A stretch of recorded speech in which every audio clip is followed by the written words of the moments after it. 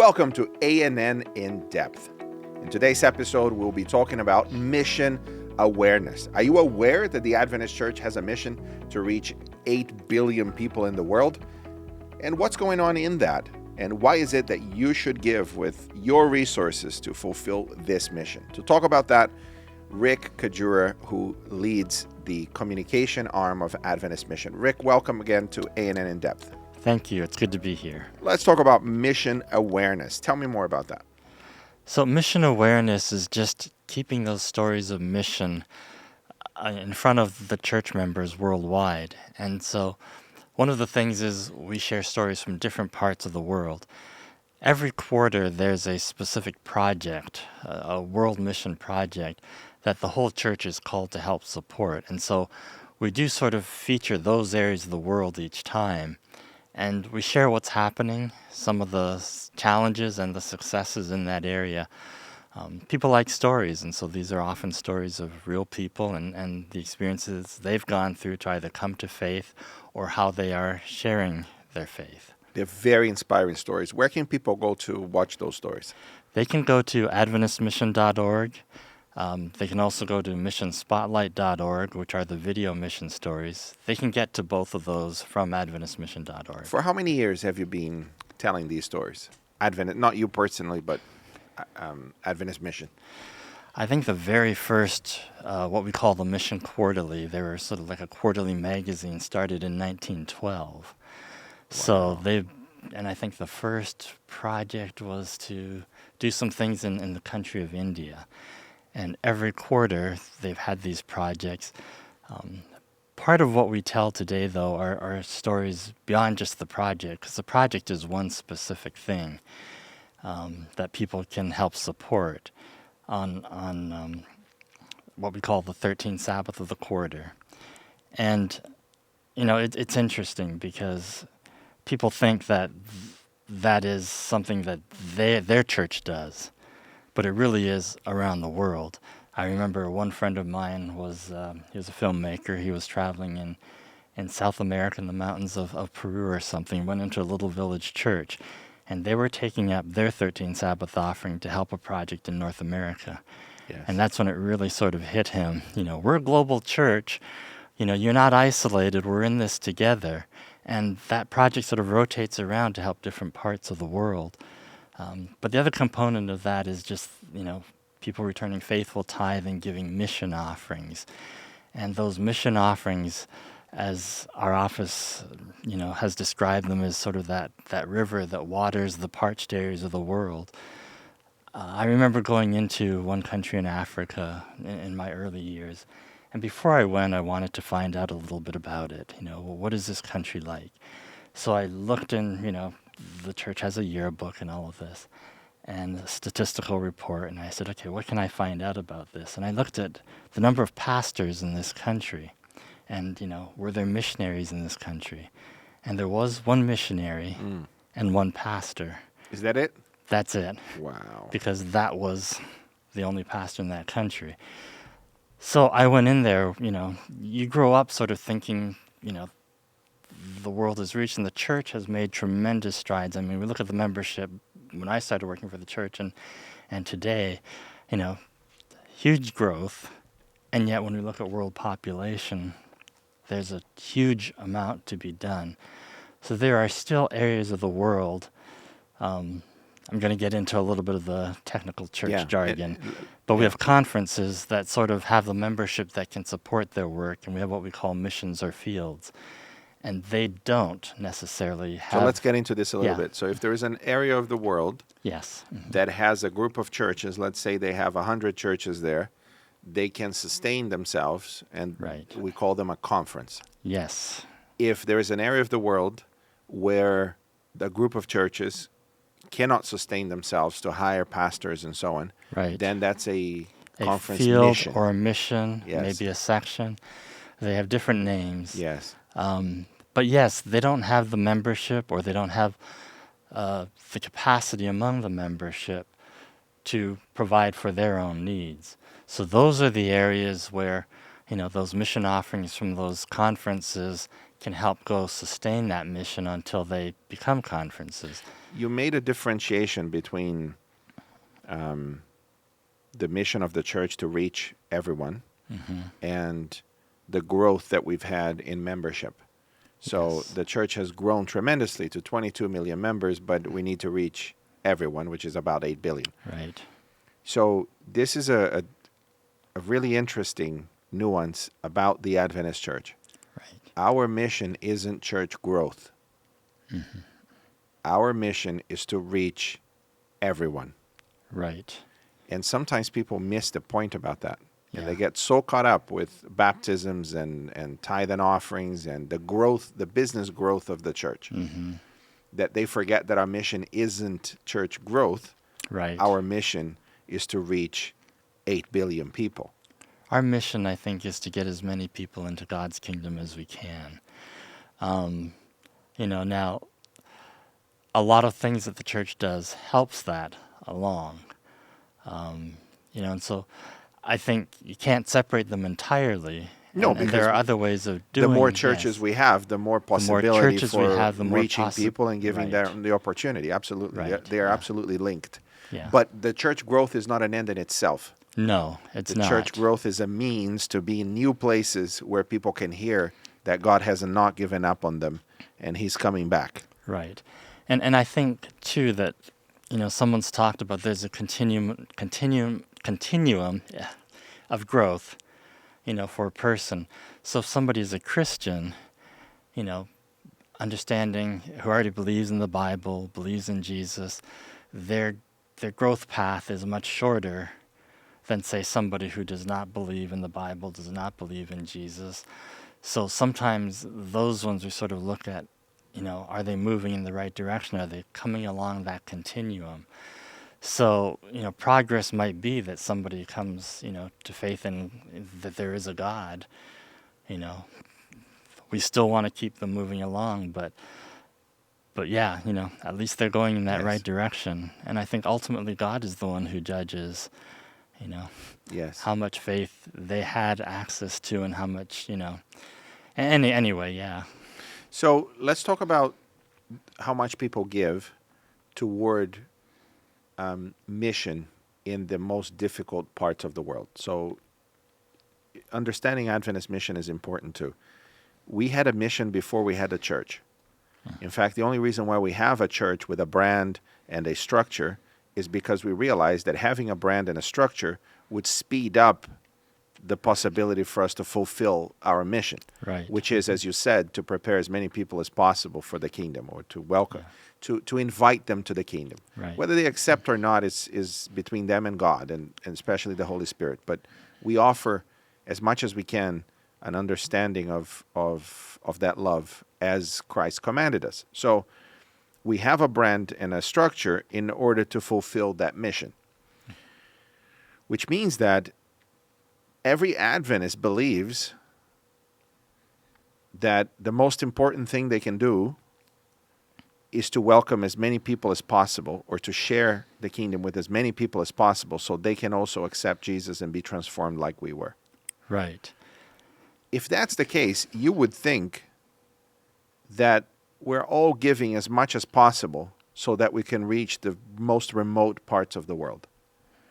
But when it comes to percentage of offering, we seem to be giving less now than we were before. Yeah. Ratio of member to giving. Why is that, and how would you encourage us to be more generous? As to the why, I think there are probably, hundreds of reasons. Each individual person may have a different reason. And I think it's up to each individual person, to ask God to impress upon them what they can and can't do. But the church does, encourage a certain percentage to go to mission. I mean, there's tithe, which is 10%, and then I think it's 2 to 4% for mission. Again, I think that's up to the individual, but I think one of the reasons we share mission stories is so that people can see what is happening. Sometimes those stories are of individuals sharing of their own faith. That's God's call for every person to be involved. Sometimes those stories are, what is supporting those members to share their faith. And sometimes those stories are in these unreached or what we call sensitive countries, or veiled countries is what we're often calling them now. I think each person has to, do it within themselves. But when you look at that huge challenge, and if you believe in God and you see that there are millions, billions who do not know, how can you sit idly by? We have something every year that's called the annual sacrifice offering. And people have said, get rid of the name. But it has a history, and that is that, back, I don't remember exactly the year, but they were looking at recalling all the mission workers from the field because they didn't have the funds. They had a certain Wow. budget that they needed to raise, and they said, we haven't had it. We're going to have to call everybody back unless people are willing to make a sacrifice. And people did. I quite like the name, Rick, because I think Yeah. it's very accurate. It will take sacrifice. You are going to need to give up on something that you wanted for yourself or your family Right. in order to sustain the missionaries in the field. And so the people rallied. Little kids emptied their piggy banks. Some families said, we're going to give our 1 week's wages to Wow. mission. And they were able to raise enough to keep the mission workers in the field that year. And, when we look at that sacrificial giving, are we giving sacrificially? One of the things we've said in that annual sacrifice offering is, if you gave up something for 1 week and gave it to mission, what could you give up? Could you give up not ordering a pizza that week and that week give it to mission, to the annual sacrifice offering? Could you, drive less, walk or ride your bike more, which would be healthier as well anyway, give some of the gas money to mission. So we're I asking love that. people, what can you When is that? sacrificially give? It's in November every year, about the first or second Sabbath of November. Okay, so we want to encourage everyone to give up something and give to mission. Yeah. Core question, and maybe our final question in this section. When people sacrifice and they give, will their money stay in the bureaucracy of Silver Spring, or will it actually go to missionaries who are in the field? So, I heard a pastor once sort of outlining what happens to the tithes and offerings.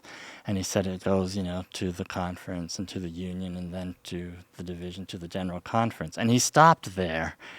And I talked to him later. I said, you weren't wrong that the money is passed on up.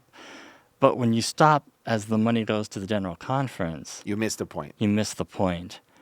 Earlier I talked about the rivers flowing out to water the parched areas. That is what happens with the majority of those funds, is they are sent out to the various parts of the world to be distributed, to support work in different areas. Now, I think the church is working more and more on trying to make sure that a larger and larger share goes to those parched areas, those fields, and those non-conference areas that struggle to pay their pastors and things like that, who may not have enough pastors on the ground. But you're describing the tithe and offerings. If I give to mission offering, if I give to the mission offering, where does it go? Do you know?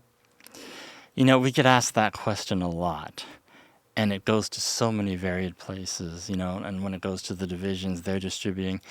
And so, part of that is, when we look at sending global mission pioneers and things, they rely on a certain infrastructure of the church to provide that work. I talked important. about the country where there was one pastor. Yeah. So there was work going on, but it wasn't necessarily pastors all the time, but they still needed funds, to help, support the various aspects to have a place to worship, to, maybe have, seats to sit in, or sometimes they're just carpets on the floor.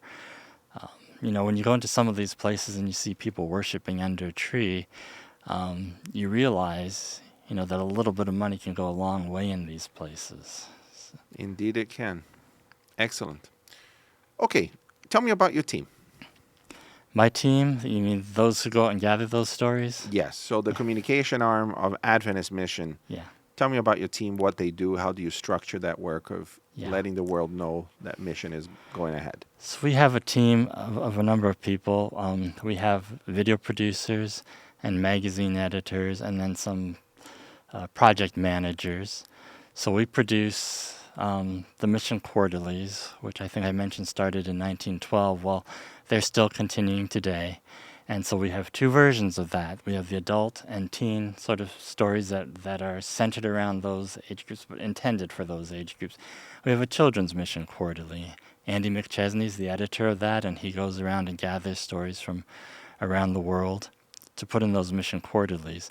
And those are often read traditionally in Sabbath school. Somebody stands up and reads those stories. And I remember as a kid, and I think I remember sometimes too, yeah. sometimes now people say, well, why does somebody read it, And I remember being asked to do that, and I was terrified because I didn't like speaking in front of people, but, they would say, put yourself in the person and tell that story sort of in your own words, and it sort of opens your mind to what it could be like to be this person in the mission field, to live in a different country. So I still think there's value in it. But we also produce video mission stories that can be shown because we live in a digital and a media age, and a lot of people interact with, they get most of their information through digital media. And so those video mission stories, a lot of people like as well. And in the old days, Mission Spotlight in particular was designed for like a 10-minute slide show that used to be played on cassettes, and then you had slides, and I remember advancing those slides. And now it's video.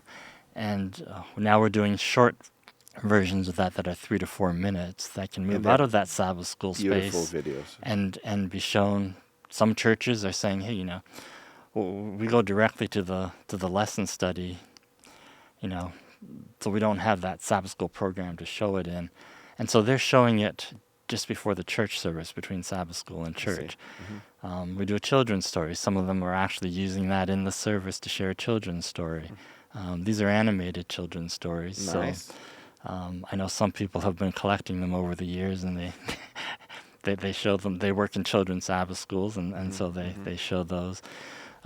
There's that variety. And then we have web and social media, where some of those stories are cut down to very short. And if people want to watch those stories, where do they go? There's a variety of places. Probably AdventistMission.org is sort of that central place where you can find, get to the various things.